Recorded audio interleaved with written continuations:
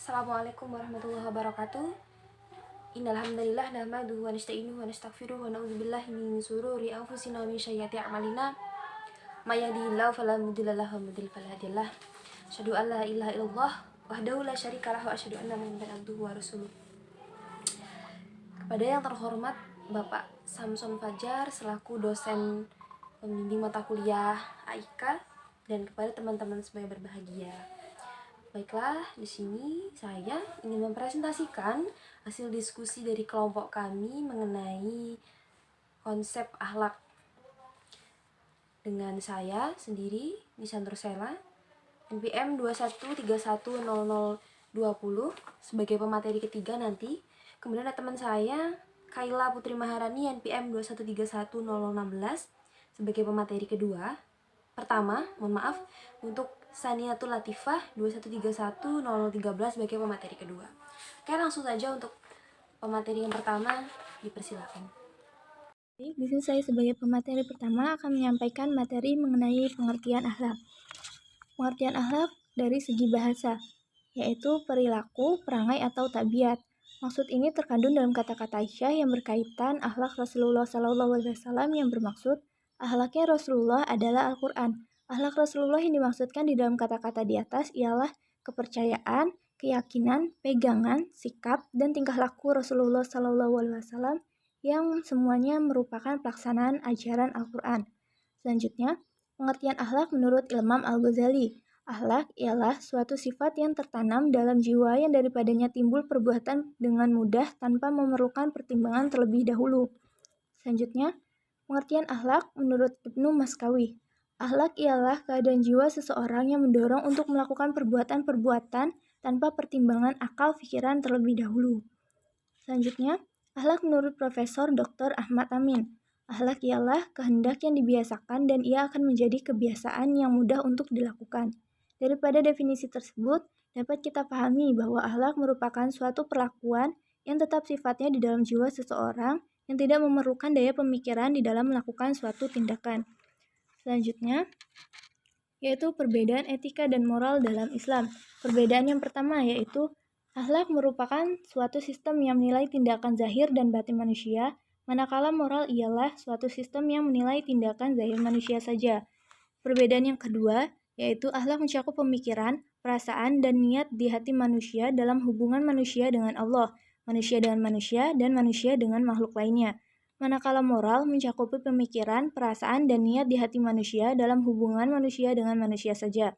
Perbedaan yang ketiga yaitu nilai-nilai akhlak ditentukan oleh Allah Subhanahu wa taala melalui Al-Qur'an dan ditujuk ajar oleh Rasulullah SAW. Manakala moral ditentukan oleh manusia. Perbedaan yang keempat yaitu nilai-nilai akhlak bersifat mutlak, sempurna, dan tetap di manakala nilai-nilai moral bersifat relatif, subjektif, dan sementara. Selanjutnya yaitu contoh perbedaan akhlak dan moral. Yang pertama yaitu pakaian. Menurut Islam, pakaian bagi seorang muslim mestilah menutup aurat.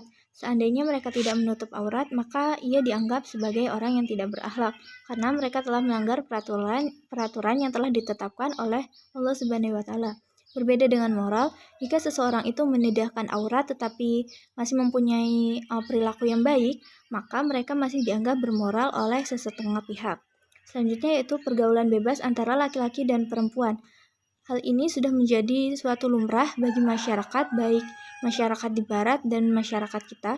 Berdasarkan penilaian pada masyarakat barat, perkara ini masih dianggap bermoral. Sebaliknya, jika dianggap dari sudut akhlak Islam, perlakuan demikian sudah dianggap tidak bermoral. Selanjutnya yaitu bersalaman. Bersalaman di antara laki-laki dan perempuan yang bukan mahramnya ialah haram menurut Islam walaupun itu tujuannya untuk merapatkan sebuah hubungan. Tapi perkara ini masih diperbolehkan dalam sistem moral. Materi selanjutnya akan disampaikan oleh teman saya kepada Saniatul Latifah, dipersilakan. Baik, terima kasih untuk Kaila. Di sini saya akan melanjutkan presentasi, saya akan mengambil alih. Kita langsung lihat lagi ke PPT. Nah, PPT di sini menunjukkan bahwasannya sumber akhlak dalam Islam ada dua, yaitu Al-Quran dan Islam. Al-Quran dan As-Sunnah. Nah, dari kata-kata ini saja sudah diambil kesimpulan bahwasannya akhlak dalam Islam itu tuh sumbernya itu ada dua. Saya ulangi lagi, akhlak dalam Islam itu sumbernya ada dua, yaitu Al-Quran dan As-Sunnah. Ini dibuktikan dari beberapa hadis yang meriwayatkan, dari beberapa hadis yang berkata bahwasannya Nabi Muhammad SAW bersabda bahwasannya, aku diutuskan hanya semata-mata untuk menyempurnakan akhlak. Dan sedangkan di dalam Al-Quran itu ada bahwasannya yang artinya, sesungguhnya engkau seorang yang memiliki pribadi yang agung.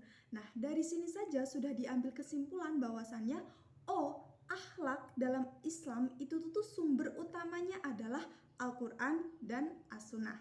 Lanjut ya, kita ke PPT berikutnya, yaitu ciri-ciri akhlak dalam Islam. Nah, di sini dapat kita lihat, Islam menyeru agar manusia menghiasi jiwa dengan akhlak yang baik dan menjauhkan diri dari akhlak yang buruk. Lingkungan skop akhlak Islam adalah luas, meliputi segala perbuatan manusia dengan Allah, manusia dengan manusia, dan manusia dengan makhluk selain manusia. Nah, dari kata-kata yang ada di PPT ini, kita bahwasannya sepakat nih bahwasannya akhlak dalam Islam itu tuh sangat penting loh. Gak hanya dalam agama Islam aja kok, dalam agama-agama lain pun mengatakan bahwasannya sepakat bahwasannya akhlak itu penting dalam kehidupan manusia, Bahkan orang yang tidak beragama sekalipun itu mengatakan bahwasannya akhlak itu tuh sangat penting dalam kehidupan manusia. Gak hanya dalam Islam aja. Nah, Nabi, ini kita lanjut lagi ke Islam, akhlak dalam Islam ya. Nabi bersabda bahwasannya salah satu hingga kini yang masih dikenal oleh manusia adalah rasa malu. Jadi akhlak dalam Islam itu yang pertama adalah adanya rasa malu. Malu di sini itu tuh kayak malu berbuat zolim, malu berbuat kejahatan, malu pada berbuat dalam sesuatu hal yang kezoliman dan lainnya. Intinya malu dalam suatu hal yang keburukan. Yang kedua adalah rasa ingin memelihara amanat. Nah, memelihara amanat itu juga termasuk ke dalam akhlak baik loh, akhlak yang dianjurkan loh dalam Islam, memelihara amanat, berbakti kepada orang tua, tidak memalukan orang lain dan lain sebagainya. Itunya pokoknya ciri-ciri akhlak Islam adalah ketika seseorang tersebut merasa nyaman akan dirinya dengan agamanya, yaitu agama Islam. Seperti itu ciri-ciri akhlak dalam Islam, bahwasanya Nabi Muhammad pun mengatakan bahwasannya tugas utama aku diutus sebagai Rasul itu adalah sebagai untuk menyempurnakan akhlak. Jadi salah satu tugas utama Nabi Muhammad itu adalah untuk menyempurnakan akhlak. Kita kan tahu sendiri ya, Nabi Muhammad itu kan lahir di lingkungan yang kaumnya adalah kaum jahil atau kaum kebodohan, yang dimana akhlak mereka itu masih rusak-rusaknya, masih bodoh-bodohnya lah intinya. Nah, Nabi Muhammad itu diutus untuk menyempurnakan orang-orang yang ada di sekitarnya hingga sampai saat ini, yaitu ketemu sama kita. Nah, lanjut ya, kita lihat ke PPT-nya. Akhlak sebagai modal keberhasilan hidup. Nah, di sini akhlak sebagai modal keberhasilan hidup. Kenapa sih bisa dikatakan modal keberhasilan hidup gitu? Kita kan percaya nih dalam agama Islam, kita bahwasannya hidup itu tuh nggak hanya di dunia aja loh. Kita setelah mati pun masih ada kehidupan lainnya gitu, masih ada kehidupan, yaitu di akhirat nanti, di akhirat kelak. Nah, ini mengatakan bahwasannya akhlak itu bisa loh salah satu hal penting kita bisa berhasil dalam hidup. Entah itu hidup di dunia, entah itu hidup di alam-alam selanjutnya. Nah, di sini Islam atau akhlak sebagai modal keberhasilan hidup itu dibagi 4. Yang pertama adalah akhlak menentukan kedudukan seorang di akhirat nanti. Akhlak menentukan kedudukan seorang di akhirat nanti. Kenapa sih bisa akhlak itu menentukan kedudukan seseorang di akhirat nanti? Nah, itu tuh Nabi Muhammad SAW bersabda bahwasannya tiada sesuatu yang lebih berat dalam daun timbangan melainkan akhlak yang baik. Nah, dari sini saja atau dari sabda Nabi ini saja kita sudah lihat bahwasannya akhlak itu tuh sangat penting loh dalam kita nanti hidup kita kelaknya. Kenapa? Ini sudah dijelaskan bahwasannya dari Nabi Muhammad, timbangan dari akhlak itu tuh berat gitu dibandingkan dengan timbangan-timbangan lainnya atau ibadah-ibadah lainnya. Itu Islam itu memandang akhlak itu sangat penting. Islam memandang akhlak itu adalah sesuatu yang sangat penting gitu, entah itu nanti akhlak sesama manusia, sesama lingkungannya, atau sesama pada Tuhannya. Nah, selanjutnya Akhlak dapat menyempurnakan keimanan seseorang mukmin. Nah, dalam sabda Nabi Muhammad SAW, orang mukmin yang paling sempurna keimanannya yang paling adalah yang paling baik akhlaknya. Maaf, saya ulangi lagi. Orang mukmin yang paling sempurna keimanannya adalah yang paling baik akhlaknya. Jadi, salah satu tolak ukur seseorang mukmin atau seorang Islam ini tadi bisa dikatakan, oh sempurna loh imannya, itu adalah salah satu hal utamanya adalah akhlaknya.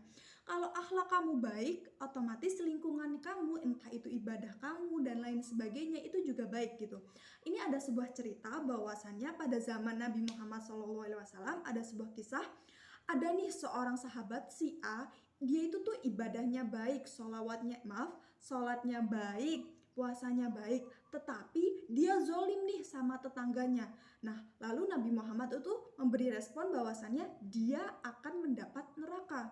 Nah, terus ada lagi nih, ada sebuah kisah lagi bahwasannya akhlaknya dia tuh baik, tetapi ibadahnya itu biasa-biasa aja. Ya udahlah, sholat ya sholat 5 waktu aja, nggak ada sunah-sunahnya atau apa-apanya gitu. Pokoknya ya biasa aja. Tetapi Nabi Muhammad itu memberikan respon bahwasannya dia mendapat surga. Nah, dari kata-kata ini saja, dari kisah yang saya sampaikan itu saja, bahwa kita udah tahu nih bahwasannya akhlak itu tuh sangat penting, bahkan lebih tinggi dibandingkan dengan ibadah-ibadah spiritual lainnya, entah itu sholat, puasa, zakat, dan lain sebagainya. Lanjut ya, kita ke nomor 3. Akhlak yang baik dapat menghapuskan dosa, manakala akhlak yang buruk boleh merosotkan pahala. Nah, dari kata-kata ini aja, maaf saya sering mengatakan dari kata-kata. Nah, dari kata-kata ini aja kita udah lihat nih bahwasannya akhlak yang baik sama akhlak yang buruk itu sama-sama aja loh. Kalau seandainya kamu melakukan suatu akhlak yang baik, otomatis pahala kamu juga akan naik. Seperti di dalam sebuah hadis, akhlak yang baik mencairkan dosa seperti air mencairkan salji, dan akhlak yang merusak intinya akhlak yang buruk amalannya seperti cuka merusakkan madu. Jadi ketika akhlak kamu baik, kamu akan mendapat sesuatu pahala yang baik. Tetapi ketika akhlak kamu buruk, ya ini nanti akhlak kamu buruk, ya nanti pahalanya itu tuh akan melengsar gitu intinya. Pahala yang kamu kumpulin sekuat tenaga itu tuh akan dicairkan dengan akhlak yang buruk ini tadi gitu. Intinya akhlak yang baik atau akhlak yang buruk itu sama-sama. Kalau kamu mau yang baik ya tingkatkan akhlak yang baik, tapi kalau kamu yang pengen buruk ya tingkatkanlah akhlak yang buruk gitu. Itu sama-sama aja nih, nanti ganjarannya tuh sama aja gitu. Selanjutnya, akhlak merupakan sifat Rasulullah Shallallahu Alaihi Wasallam, di mana Allah Subhanahu Wa Taala memuji Rasulullah karena akhlak yang baik seperti yang terdapat dalam Al-Quran, yang artinya pujian ini menunjukkan pertanyaan akhlak mulia dalam Islam. Oleh karena itu sesungguhnya ini yang Allah dalam firman Allah yang artinya sesungguhnya engkau seorang yang memiliki pribadi yang agung atau mulia. Nah, jadi di sini dapat kita lihat nih bahwasanya Nabi Muhammad SAW adalah suri tauladan yang sangat baik loh untuk kita fanskan, untuk kita contoh bahwasanya Nabi Muhammad itu tuh sudah memiliki akhlak yang baik, kita udah memiliki contoh. Oleh karena itu, kita sebagai manusia yang sama-sama belajar, ayo sama-sama kita memperbaiki akhlak kita, terus meningkatkan ibadah kita, dan selalu beriman gitu ke intinya kepada Allah, hanya kepada Allah, tidak ke orang-orang yang lainnya gitu. Selanjutnya akan dijelaskan oleh rekan saya, kepadanya dipersilahkan. Oke, diucapkan terima kasih. Kita akan melanjutkan presentasinya, yaitu untuk poin jalan-jalan pembentuk akhlak mulia. Nah, teman-teman, tadi sudah dijelaskan tentang konsep akhlak, tentang moral, tentang akhlak. Kemudian, apa sih akhlak? Kita pertegas ulang lagi ya. Akhlak itu merupakan sifat atau perilaku yang mulia dan terpuji. Akhlak mulia itu bisa disebut dengan akhlak karimah atau juga akhlak mamudah gitu. Sikap perilaku yang mulia itu berdasarkan kepada Al-Quran dan As-Sunnah gitu. Nah, akhlak yang mulia ini tuh nggak serta-merta langsung hadir teman-teman. Nggak serta-merta langsung hadir, terus langsung muncul gitu aja, langsung jadi orang baik, langsung akhlaknya baik, itu enggak. Semuanya butuh proses teman-teman. Proses itu perlu perlu support dari orang lain gitu, kita perlu teladan. Di PPT sudah dijelaskan terdapat beberapa cara nih untuk membentuk dan membina akhlak mulia, yaitu yang pertama, pendidikan iman sebagai asas akhlak. Yang kedua yaitu melalui latihan dan bimbingan pendidikan berkualitas. Yang ketiga, mengambil Rasulullah SAW sebagai contoh. Pendidikan iman sebagai asas akhlak. Di sini kita bisa tahu teman-teman, iman itu merupakan dasar atau fondasi. Jadi setiap manusia itu perlu fondasi teman-teman, supaya dalam gerak, dalam langkahnya itu tidak salah gitu, sudah terarah. Iman itulah yang menjadi titik tolak kita gitu, keimanan kita kepada Allah Subhanahu wa taala, kepada Rasul sallallahu alaihi wasallam, kepada kitabullah gitu, kepada sunnah Rasul sallallahu alaihi wasallam itu, melalui latihan dan bimbingan pendidik berkualitas. Jadi kita nih penting teman-teman mempunyai lingkungan yang sehat. Kita penting memiliki tutor atau seseorang yang kita anggap tuh memiliki akidah yang baik, supaya kita contoh gitu di lingkungan kita. Lingkungan yang sehat itu penting banget untuk pendidikan akhlak mulia. Kemudian mengambil Rasulullah SAW sebagai contoh. Dijelaskan dalam surat Al-Ahzab ayat 21, kurang lebih berbunyi, A'udzubillahi minasyaitonirrajim, bismillahirrahmanirrahim. Laqad kana lakum fi Rasulillah uswatun hasanah, yang artinya sesungguhnya telah ada di dalam diri Rasulullah SAW itu tauladan yang baik gitu. Jadi kita nggak usah pusing-pusing mau ngekerasin siapa nih, mau ngeladanin siapa nih kira-kira yang bagus gitu. Ya udah jelas gitu loh, kita punya Rasulullah SAW, kita cintai Rasul kita teladanin, kita pelajarin apa yang beliau ajarkan kepada kita dalamin lagi sunnah-sunnah beliau, kita jalankan sunnah-sunnah beliau gitu. Oke, dari situ ada nih faktor-faktor yang menyebabkan runtuhnya akhlak teman-teman. Faktor yang pertama itu lingkungan, yang kedua itu nafsu, hawa nafsu, yang ketiga itu syaiton gitu. Untuk faktor lingkungan kita udah lihat ya, faktor yang paling berpengaruh di dalam lingkungan kita itu adalah keluarga, karena keluarga itu madrasah pertama bagi seorang anak, bagi pendidikan anak gitu. Jadi akhlak terbentuk, karakter terbentuk itu dari lingkungan keluarga teman-teman. Jadi penting banget memiliki keluarga yang sehat gitu, memiliki keluarga yang sehat, memiliki keluarga yang harmonis gitu. Kemudian teknologi yang canggih itu mempengaruhi keruntuhan akhlak. Kenapa? Ya kita udah tahu dong teman-teman, di dunia maya saat ini hal-hal yang negatif itu udah kayak hal umum gitu loh, diperlihatkan secara gamblang tanpa ada sensor atau apa, itu sudah sudah menjadi hal yang wajar di kalangan masyarakat. Itu sebenarnya kita sebagai remaja yang sehat, remaja yang memiliki akhlakul karimah harus bisa memilih-milih mana nih kira-kira yang kita konsumsi, mana yang tidak boleh kita konsumsi gitu. Untuk yang selanjutnya itu pengaruh rekan. Pengaruh rekan ini penting, teman. Kita punya teman itu akan membawa kita kemana kita melangkah gitu loh. Jadi kalau kita nih, istilahkan kalau kita berteman sama penjual minyak wangi, kita bakalan ketularan wangi teman-teman. Tapi kalau kita berteman dengan penjual dengan pandai besi, kita pasti akan kejepretan apinya itu waktu menempa besi gitu. Jadi pintar-pintar kita membawa diri kita di dalam lingkungan pertemanan. Oke.